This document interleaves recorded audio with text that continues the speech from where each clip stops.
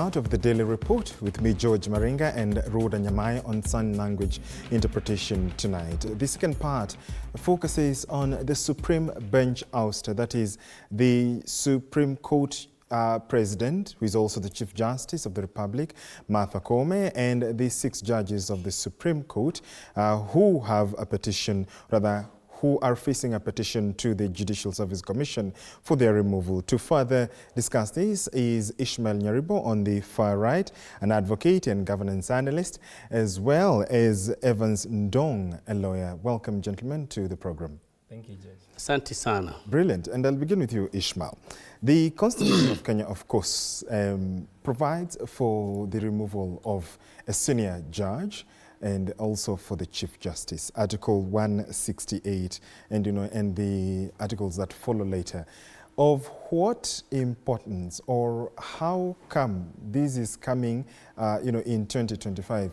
Are you picking political instigation? Are you picking legal merit? Does it have any locus standi? Thank you, Maringa, for this invitation, and we are meeting here now, yes. And it's really exciting to actually get you to host me, and it feels good. Mm-hmm. Now, about this question of judges, a judge to be removed, the major grounds will be things like if he misbehaves, mm-hmm. or she misbehaves, she misconducts herself.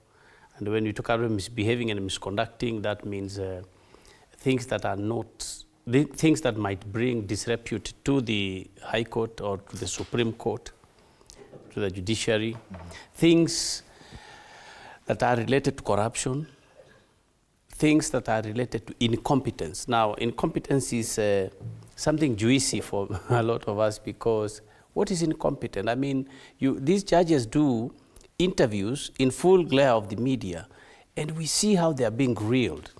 And when you look at people like Martha Koome, the Chief Justice, she's been an ardent advocate, practicing in private practice. You can say, moving NGOs before becoming a magistrate, then became a judge, then became a judge of the Court of Appeal. Mm-hmm. At what stage did she become incompetent, if you may ask? Mm-hmm. Has she developed some disease in the mind or in the brain? I mean, if not, then when do you say she's incompetent? So for me, the journey to try to besmirk the Chief Justice for the sake of creating that office vacant is actually much more than the issues of competence, than the issues. Probably you can say, is she independent?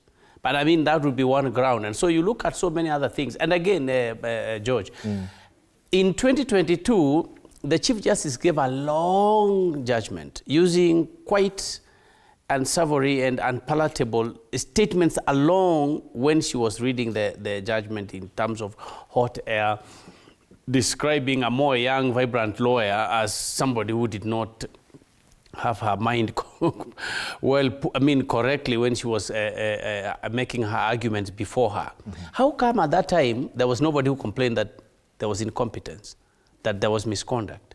It is coming 3 years after that judgment. So, yes, as you say, is it political? I think for me, actually, I would say that this is an affront to people's career, which have developed over the years. Mm-hmm.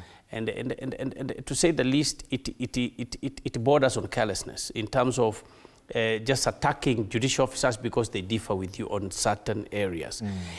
Mm. When we talk about the competence of the judiciary, and what is happening across the board, then we can say, yes, we want to change, and we can call for the purge.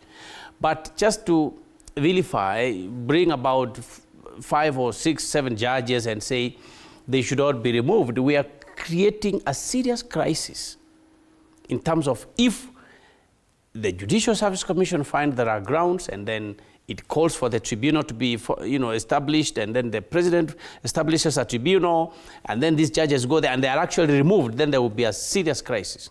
We will come to the crisis, and you know what that portends, because we've seen how this country has behaved in terms of even IBC alone has not been constituted. I mean, we do not want to imagine what would happen without the the Supreme Court judges. Ndong, what do you read from all this? The ouster, we've seen your activity on social media.